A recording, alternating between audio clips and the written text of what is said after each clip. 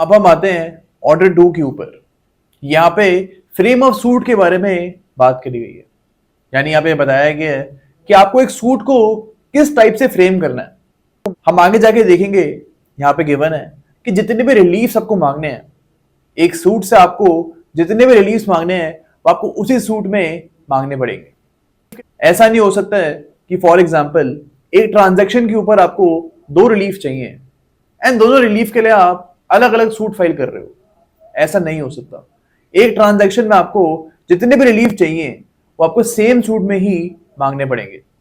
Order 2 rule 2 में हम ये चीज देखेंगे। रूल 1 पे हम आते हैं। इसमें लिखा हुआ है कि जो सूट है वो आपको इस टाइप से फ्रेम करना है कि इस सूट में फाइनल डिसीजन आ जाए। यानी आपको ऐसा नहीं करना है कि ये ट्रांजैक्शन के ऊपर अभी आपने एक सूट फाइल किया एंड फिर आगे जाके सेम ट्रांजैक्शन के ऊपर आप दूसरा सूट फाइल कर रहे हो। आपको एक बार में ही ऐसा सूट फाइल करना है जिसमें एक प्रॉपर फाइनल डिसीजन एक बार में ही आ जाए, ताकि इस ट्रांजैक्शन के ऊपर बाद में जाके फर्दर लिटिगेशन दोबारा से ना हो। ओके, अब रूल 2 के ऊपर हम आते हैं। इसमें लिखा हुआ है suit to include the whole claim. तो आपको जो मैंने बताया था कि आपको एक सूट में जितने भी आपको क्लेम चाहिए, जितने भी आपको रिलीफ चाहिए, वो आपको सेम सूट में मांगने पड़ेंगे। फॉर एग्जाम्पल ए ने बी को 50,000 रुपीज दिए हैं, 50,000 रुपए ए ने बी को दिए हैं एज अ घर का बयाना। जब आप घर खरीदते हो तो आप एक एडवांस पेमेंट देते हो जो ओनर है उसको। तो ऐसे ही ए ने बी को 50,000 रुपए दिए हैं as prepayment for the home. अब यहाँ पे उनके बीच में एग्रीमेंट ऑफ सेल भी साइन होता है, लेकिन आगे जाके बी घर बेचने से मना कर देता है। ओके, अब यहाँ पे ए जो है वो बी के अगेंस्ट सूट फाइल करता है फॉर डैमेजेस। यानी जो एग्रीमेंट ऑफ सेल का कॉन्ट्रैक्ट था, उस कॉन्ट्रैक्ट के ब्रीच के लिए ए डैमेजेस क्लेम करता है बी से। लेकिन ए यहाँ पे अपने 50,000 रुपए सेम सूट में नहीं मांगता। अब उसको यहाँ पे ये करना चाहिए था कि सेम सूट में 50,000 रुपए भी मांगता एंड डैमेजेस भी मांगता, लेकिन उसने सिर्फ डैमेजेस क्लेम किए। अब इन दिस केस आगे जाके अगर कोर्ट जो है वो ए के फेवर में डिसीजन दे देता है, court says that A is entitled to damages. Okay, अब यहां पे ए को बाद में याद आता है कि जो 50,000 रुपए हैं वो तो मैंने मांगे ही नहीं। अब वो क्या करता है, एक सेपरेट सूट फाइल करता है 50,000 रुपए मांगने के लिए, यानी दोबारा से वो ए वर्सेस बी का सूट फाइल करता है। अब यहां पे क्या ये सूट अलाउ होगा? In this case the suit will not be allowed because same cause of action पे ये सूट फाइल हो रहा है। अब इस सूट में कॉज ऑफ एक्शन था क्या? यहां पे इस सूट में ए का राइट टू ओनरशिप था। अब ए ने बी के साथ कॉन्ट्रैक्ट किया है for the purchase of home, तो यहां पे उसका राइट था ओनरशिप का एंड इस राइट का डिनायल हुआ है। बी ने इस राइट को डिनाई किया है। ओके, तो हमको पता है कि अगर आपके राइट का डिनायल होता है तो यहां पे कॉज ऑफ एक्शन राइज हो जाता है।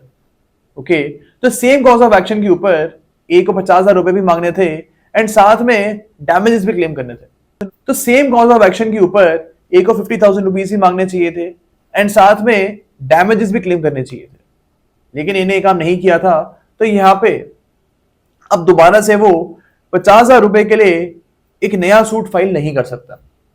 ये हमारा ऑर्डर 2 रूल 2 बोलता है। हमको याद रखना है that order 2 rule 2 applies on reliefs.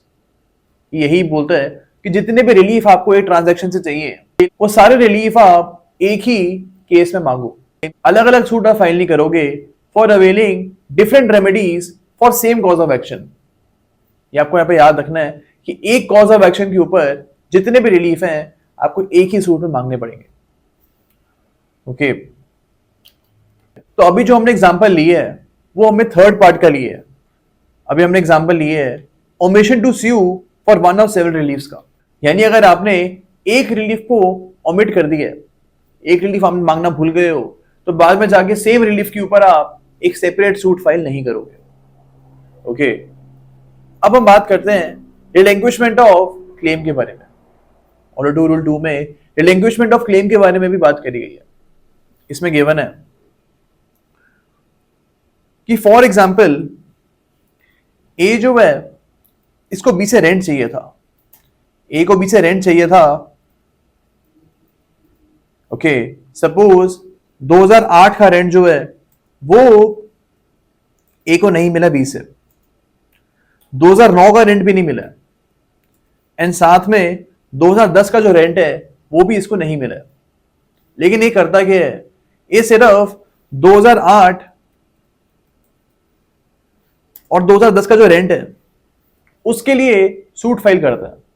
ये सोचता है कि बाद में जाके मैं 2009 के रेंट के लिए अलग से सूट फाइल कर दूंगा।